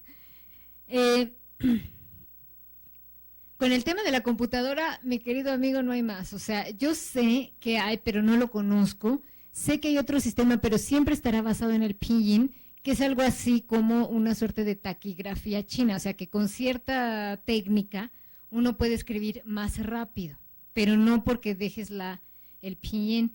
Este maestro que me dijo que existía eso quedó de enseñarme y se regresó a China y nunca me enseñó, entonces no sé. Yo lo hago así de manera tradicional. Ahora, las computadoras modernas normalmente tienen esa cosa que se llama la inteligencia, ¿cómo se llaman? Las máquinas inteligentes. Entonces, cuando tú escribes una oración, normalmente te da como lo más lógico. Entonces, más bien te tienes que regresar cuando haces cosas que se salen como del patrón, ¿no? Pero eso también facilita bastante. Entonces, bueno, de hecho es una superventaja. Cuando yo estudié hace 20 años en China, pues qué computadora ni qué nada. O sea, todo era a mano y todo era así de memoria y bueno, ahora tenemos la facilidad de que, por ejemplo, no me acuerdo de cómo se escribe, pero sí lo reconozco, entonces lo escribo en pinyin en la computadora y ya la hice, ¿no? Porque ahí sí reconozco de todos esos que me aparecen cuál es el que corresponde. Entonces, la verdad es que tenemos como más ventajas que antes. Antes no había dónde, o era con el maestro, o era con tu diccionario, o era de otra manera. Bueno, ¿cuántos caracteres se saben los chinos? La verdad no lo sé, pero lo que sí te puedo decir es que hay una cosa que se llama... ¿Cómo le llaman? En inglés tiene algo que ver con, no es precisamente think tank, pero algo parecido, que es como un bagaje que tú tienes. O sea, todo lo que uno aprende, todo lo que uno registra en la vida, de cualquier tipo de situación, se graba. Entonces, no es lo mismo que yo haya aprendido y haya visto, aunque no me acuerdo en este momento, que haya yo estudiado y visto X carácter a cuando nunca lo he visto y nunca lo he estudiado.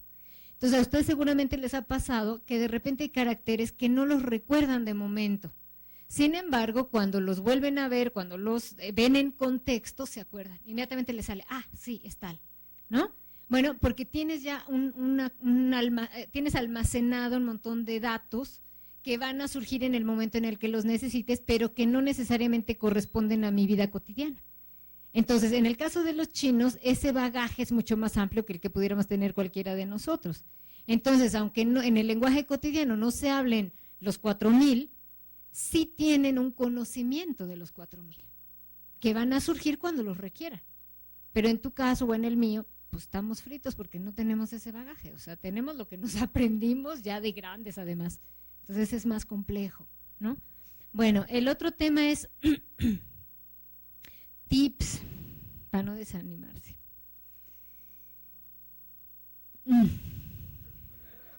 Es muy difícil eso de los tips. No, yo lo que creo es que tiene que haber como hay que desarrollar, bueno, desde mi punto de vista, hay que desarrollar un gusto, no tanto por el chino como objetivo final. Ese sería como un punto, sino más bien... Por ejemplo, yo como lo veo, yo te digo, yo no es que sea la que más chino hablo de este país, o sea, claro que no, pero sí he tomado como cierto gusto por como ir incorporando estos elementos, no solo de caracteres, ¿no?, sino de la cultura. Entonces muchas veces, por ejemplo, para mí resulta muy, muy fascinante estar redescubriendo los caracteres, redescubriendo la gramática, ¿no? Y, por ejemplo, cuando está uno en clase, siempre hay algún comentario de alguien que te da, así lo voy a hacer, así lo voy a utilizar para mis clases en otro lado, etcétera. O sea, como que te vas enriqueciendo permanentemente. Pero el tema es cómo yo tomo gusto por este proceso que es entender una cultura tan distinta, ¿no? Algunos de mis alumnos en el primer nivel les digo yo eso, o sea, yo no sé si aprendan chino, pero si por lo menos aprenden que el mundo puede ser distinto e igualmente válido, ya ganamos. Entonces yo creo que el aprendizaje del chino es un proceso que va más allá del chino mismo. Bueno, por lo menos al que lo vea así, creo que le podría ser mucho más interesante. Entonces no se trata de ver cuántos caracteres más logro aprenderme, sino qué tanto logro comprender de esa cultura. Y entonces también podría yo dejarme de presionar un poco, ¿no? Decir, bueno, o sea, platicábamos con Jenny, uno estando en China, dedicado al chino, no te aprendes más de 30 al día. Y 30 te digo porque uno no hace otra cosa más que estudiar chino. Pero acá no hay quien, porque ninguno, por lo menos yo no he conocido uno solo de mis alumnos que solo se dedique al chino. Ninguno. Todos estudian, trabajan, bueno, hacen cualquier cantidad de cosas y estudian chino. Entonces no se puede. Entonces no podemos exigirnos eso. Si a mí se me olvida un carácter, tampoco puedo darme de latigazos. O sea, no puedo. Pero sí es importante que uno vaya como comprendiendo, volvemos a lo mismo, esos contextos globales. Luego entro en los detalles. Si yo leo un texto y pretendo saberme todos los caracteres de ese texto, estoy frito o frita. No hay manera. Yo tengo que entender el contexto general. Así como hacen los chinos, todo es primero el contexto general y luego el detalle. Así es. Si yo me detengo porque no entendí ese carácter, pues ya no entendí el texto. Tengo que seguir. Y lo voy a deducir. Voy a deducir eso. Porque si no, imagínense la cantidad de caracteres que me tendría yo que saber. De hecho, yo les puedo decir que a lo largo de mi historia nunca he visto, digo, fuera de los textitos, de los textos que vienen en sus lecciones, ¿no? Fuera de eso, yo no he encontrado nunca un texto en el que me sepa absolutamente todos los caracteres. Ni uno. Y doy clases desde el 99. Y siempre hay algún carácter que no me sé o que no me acuerdo, ¿no? Uy, no me digas eso, no tengo idea de cuántos me sé. Lo que sí sé es que cada día algunos me aprendo, me aprendo nuevas, pero no lo sé, no sabría decirte eso, ¿no? Puedo sostener perfectamente una conversación, puedo leer un texto normal, ¿no? Pero ya, digamos, un chino técnico, pues ya olvídalo, o sea, no, hay muchas cosas, además también depende de tus áreas de interés. De repente hay ciertas cosas que te sabes y que de repente el chino de junto no se sabe. ¿Por qué? Porque no es de su área de interés, ¿no? O hay vocabulario que es como muy específico para ciertos temas, o sea, por decir algo, vocabulario que se usa mucho en el taoísmo, ¿no? Entonces, por decir algo, es decir, palabras que pueden, o sea, hay 2 o 3 palabras que pueden referirse a lo mismo, pero que en ciertos ámbitos se usa más cierta palabra, en ciertos otros se usa tal otra. ¿Sí se entiende? ¿Sí? Pero no es que sea, entonces es como complicado saber eso. Bueno, con el tema del pinyin, yo creo que hay que valorar mucho el esfuerzo que hicieron los chinos de estandarizar un sistema fonético, se hayan basado en lo que se hayan basado. Antes estaba que el fulano inglés no sé qué llegaba a China y decía, no, pues así. Y luego llegaba el italiano, no, pues asado.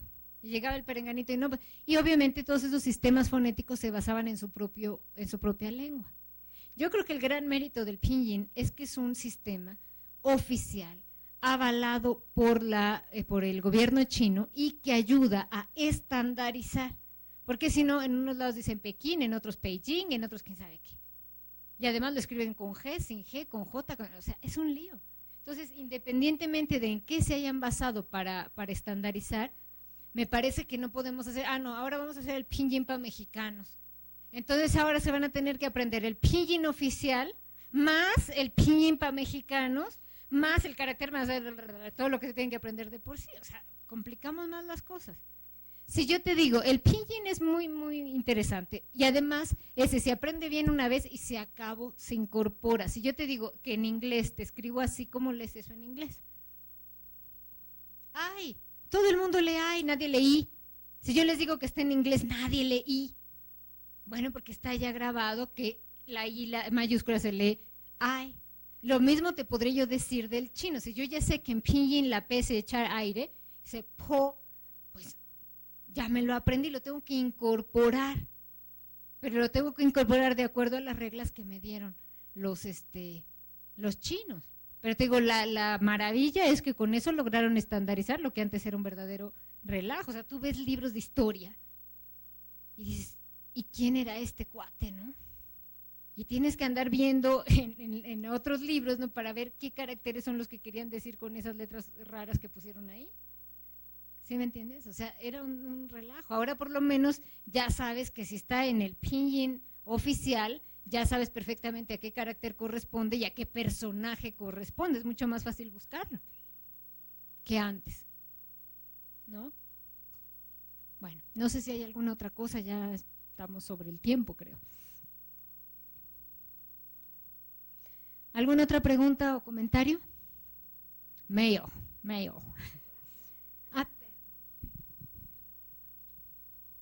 Gracias, es que a mí me interesa mucho que a gente que quiera aprender el chino. Sobre las preguntas, para introducir, para pasar a la computadora, en principio hay dos maneras para pasar el chino a la computadora. Primero es el más usual, más dominante, es pinyin. Con pinyin sale todo. Hay otra manera que es según los trazos, la orden de los trazos. Hay una que se llama Wubi, U es 5, Pi es lápiz, Wubi. Con una combinación de por lo máximo 4 letras ya sale un carácter que tú estás pensando. Los primeros trazos de un carácter y el último trazo. Bueno, así no salen muchos caracteres. Yo creo que el 90% de los casos sale nada más uno. Es el que tú estás pensando. Pero es complicado, hay que saber cómo se escribe, ¿no? También hay que saber el orden, cuál tiene que ser el primer trazo, cuál tiene que ser el segundo, porque si confundes no sale el correcto. Entonces, esto es difícil, lo más usual ya es el pinyin, es dominante. ¿Cuántos caracteres sabe un chino? Yo no sé, pero según Microsoft en este software de Word, ¿no? Microsoft Office, nos da nada más 2.800 caracteres chinos. 2.800. No son muchos. Yo creo que con 2.800 ya basta. Además, el chino es fácil, ¿no? No tenemos como... ¿qué es? Mire, en este sentido, me voy a explicar qué significa pentágono. No se ve nada el significado, pero en chino es wu jiao xing. Eso significa 5 ángulos. El cuadro de 5 ángulos, o 5 líneas, 5 lados.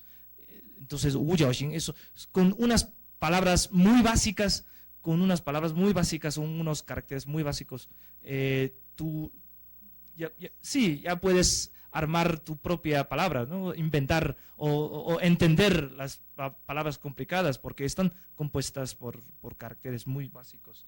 Yo creo que con 2.800, si Bill Gates dice que los chinos utilizan nada más 2.800, pues sí, yo creo que son suficientes para un extranjero.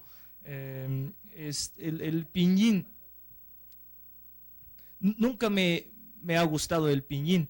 Me parece un sistema mal hecho, un sistema muy malo de asimilación de la pronunciación del chino. ¿Por qué? Por muchas cosas. Por ejemplo, la vocal a veces cambia en diferentes palabras. Por ejemplo, dos es ER, pero no es ER. Ningún chino pronuncia E. Todos los chinos dicen que AR es AR.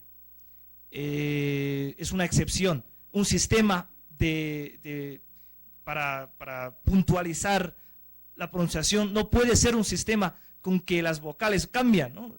Eso es malo, pero como ya ha dicho que es estándar, está avalado por el gobierno chino, todos los chinos hoy día aprenden y saben escribir en pinyin, entonces es una realidad, hay que reconocerla, ¿no? La vocal cambia. Hay otro ejemplo, por ejemplo, en este Tien, es cielo, es T-I-A-N, no, tiene que ser T-I-E-N, porque todos los chinos decimos Tien, ningún chino pronuncian Tian, eso suena tonto. Ajá. Sí, no cambia. Hay otro problema, por ejemplo, Hanyu, la palabra yu en realidad no es Y-U, es una U, pero una U francesa, es yu, así está, sin esa consonante. Bueno, hay muchas excepciones, muchas reglas, eso no me parece bueno el sistema, nada bueno. Hay otro que se llama Whitgills, inventado por un inglés de hace 200 años, ¿no? Pero es bueno, sigue siendo bueno para conocer la pronunciación correcta del chino. Hay la otra cosa, por ejemplo, papá. Escribimos B-A-B-A, no es B-A-B-A, porque ningún chino dice baba. Eso qué tonto hijo es este, ¿no? Todos decimos papa, es P-A-P-A, ¿no? Es inglés, es P-A-P-A. Así es el chino. En Whitgills, este sistema sí que nos pone P-A-P-A. Como es un sistema inventado por un extranjero que ha escuchado mucho el chino, yo creo que es mejor de entender para extranjeros. El pinyin nada más es un sistema inventado por chinos. Nosotros no aprendemos el chino por pinyin, ¿no? Nuestros padres en la radio, en la televisión, los profesores hablan el chino mandarín, entonces, correcto. Nunca hemos prestado mucha atención al pinyin, ¿no? Es cómo se lee esta palabra, consultamos el diccionario, el pinyin dice así, no, es nuestra lengua materna. Hay otra cosa, no me acuerdo. ¿Qué quiero decir? ¿Cuánto tiempo necesita o qué esfuerzo hay que dedicar, ¿no? Para aprender chino? Mucho. A mí me cuesta también, el chino no es mi idioma materna, no es mi lengua materna. Es que en China hay muchos dialectos. Nosotros llevamos como 11, 12 años aprendiendo el chino, desde escuela primaria hasta la universidad. Todavía tenemos clase de chino. El chino es un idioma que hay que aprender toda la vida, ¿no? A nosotros nos cuesta también. A veces se nos olvidan cómo se escribe. Se nos olvidan los caracteres, cómo se escribe esto y aquello, hay que consultar el diccionario. Así es, una cosa complicada que nos heredan los antepasados, ¿no? De nuestros abuelos, tatarabuelos o bisabuelos. No hay otra manera, ¿no? No es como español, inglés, francés, que tiene letras, alfabetos, eso facilita el aprendizaje. Yo creo que hay que aprender siempre.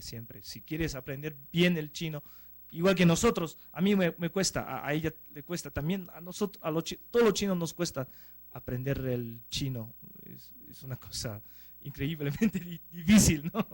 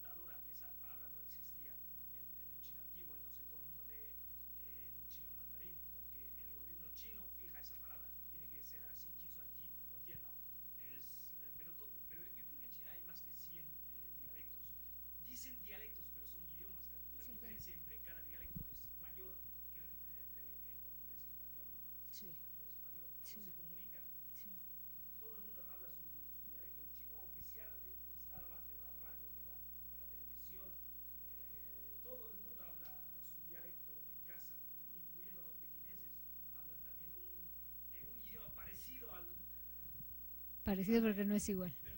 No es igual. Todo es rodado en Pekín, por eso es Sí, oficialmente hay 56 etnias, pero efectivamente las formas de hablar, los dialectos también varían al interior de esas mismas etnias, o sea que es complicado saber exactamente cuántos, ¿no? Sí, bueno, yo creo que volvemos al tema del pinyin. A mí me parece que lo que es interesante es que ahora, o sea, por ahí tenemos un principio como humanistas que dice ir contra la evolución de las cosas es ir contra uno mismo. Si yo ahora digo, no, pues es que deberíamos regresar al sistema inglés, seguramente tenía cosas mejores, pero no es como muy factible. Ojalá en otro momento se pueda como ir mejorando, ¿no? Pero siempre como yendo hacia adelante, ¿no?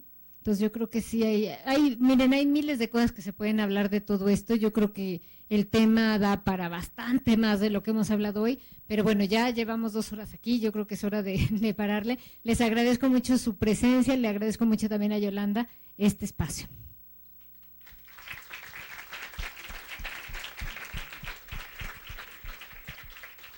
Bien, les agradecemos el habernos acompañado en la última conferencia del ciclo de este semestre y no dejen, porque veo muchísimas caras nuevas, desde luego.